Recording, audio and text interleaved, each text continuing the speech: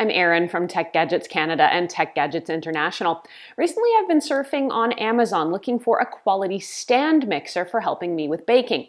Now, prices for stand mixers can vary widely from the very expensive KitchenAid models to extremely inexpensive mixers. So what are you getting when you purchase the Lexus version versus the Honda Civic?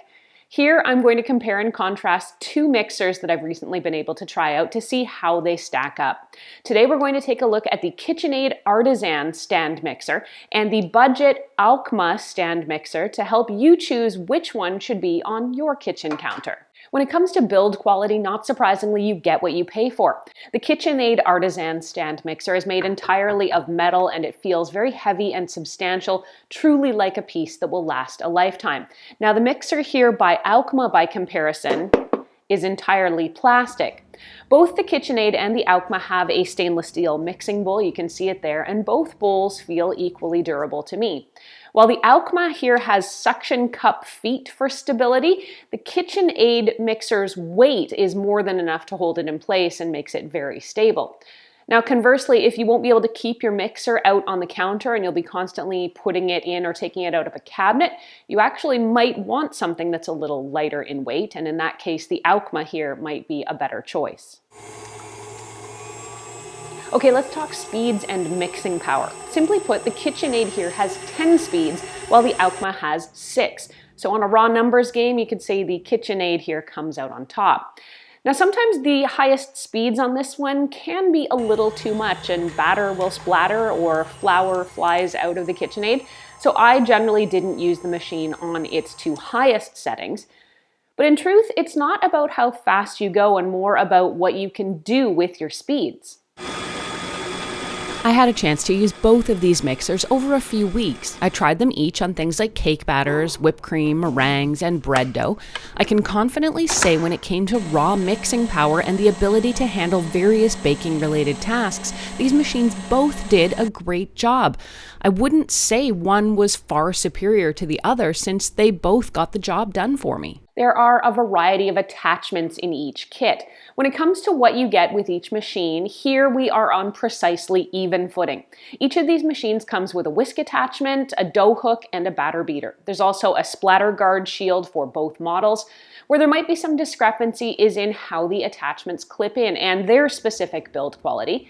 The KitchenAid attachments all use a sturdy metal pin and they're made entirely of metal. They seem durable and long-lasting. The batter beater and the dough hook are also coated with a polyester-based coating. The Aucma attachments, by comparison, do have some plastic parts to them, and they are a little harder to put on due to what I'll call a spring and pin connector. And I do worry that that spring maybe won't last. When it comes to the cleanup, both mixer models can be wiped clean with a soft cloth. The bowls and attachments can go into the dishwasher and they clean up easily. KitchenAid, though, recommends the wire whisk on its model not go into the dishwasher since it can discolor. Where the rubber meets the road for a lot of us is with price. The KitchenAid stand mixer is definitely more of an investment than some other models, but if KitchenAid is not in your price range, it might not matter how great it might be.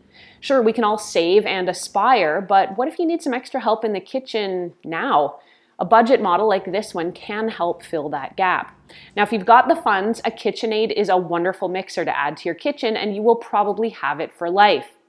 If that kind of spend isn't in the cards or you just need something for now, the Aucma Stand Mixer actually held up really well against the KitchenAid in my testing.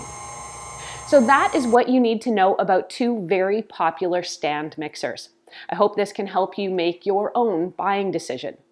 If you want to read about these or reference any of what I've talked about here, you can head over to techgadgetscanada.com where I've got a full write-up posted. There's also individual reviews of each of these mixers with a lot more specifics. I'm Erin. Thank you so much for watching. If you liked this video and found it helpful, please mash that like button and hit me with a sub. Both of those things help me keep making more videos that I hope everyone out there can watch, enjoy, and learn from.